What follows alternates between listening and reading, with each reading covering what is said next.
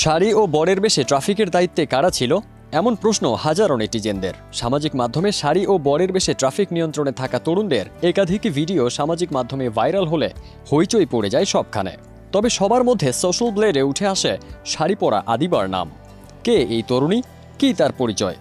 আবার বরের বেশেই বা কে ছিলেন ট্রাফিক সিগন্যালে? বৈষম্য বিরোধী আন্দোলনের মুখে বাংলাদেশের প্রাক্তন প্রধানমন্ত্রী শেখ হাসিনা দেশ ছেড়ে পালিয়ে যান। এদিকে আন্দোলনরত শিক্ষার্থীদের উপর গুলি চালিয়ে দেশের পুলিশ বাহিনী রীতিমতো বাংলাদেশের গণশত্রুতে পরিণত হন। হামলা ও ভাঙচুর হয় দেশের সবকটি থানায়। নতুন সরকার গঠন করা হলেও বেকায়দায় থেকে যায় সড়কের শৃঙ্খলা। তাই শৃঙ্খলা ফেরাতে কাঁধে ট্রাফিকের দায়িত্ব তুলে নেয় শিক্ষার্থীরা। এদের মধ্যে অনেকেই শাড়ি পরে দায়িত্ব পালন করছেন, আবার কেউ এসেছেন বর সেজে। তবে সবকিছু ছাপিয়ে এদের মধ্যে সোশ্যাল ব্লেডে একটাই নাম ঘুরে ফিরছে, নামটি হলো আদিবা। ৮ আগস্ট ভাইরাল হওয়া ভিডিওতে দেখা যায় রাজধানীর মিরপুর এলাকায় শাড়ি পরে ট্রাফিক নিয়ন্ত্রণ করছেন আদিবা। রাস্তার মাঝখানে দাঁড়িয়ে গাড়ির লেন ঠিক করতে ব্যস্ত তিনি। কখনো রাস্তায় সিগন্যালের পাশাপাশি ফুটপাতে হাঁটা, নির্দিষ্ট স্থান থেকে গাড়িতে পথচারীর ওঠানামা ও গণপরিবহনগুলোকে নির্দেশনা দিচ্ছেন এক শিক্ষার্থী।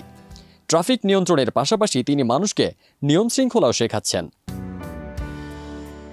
খোঁজ নিয়ে জানা গেছে জগন্নাথ বিশ্ববিদ্যালয়ের গণযোগাযোগ ও সাংবাদিকতা বিভাগে অধ্যয়নরত শাড়ি পরা ওই শিক্ষার্থীর নাম আদিবা নওমি।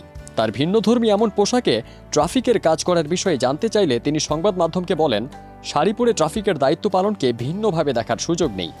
শাড়ি বাঙালি নারীর ভূষণ। একটি মেয়ে যেভাবে সালোয়ার কামিজ পরে সব কাজ করতে পারেন, একইভাবে একই কাজ শাড়ি পরেও করতে পারেন।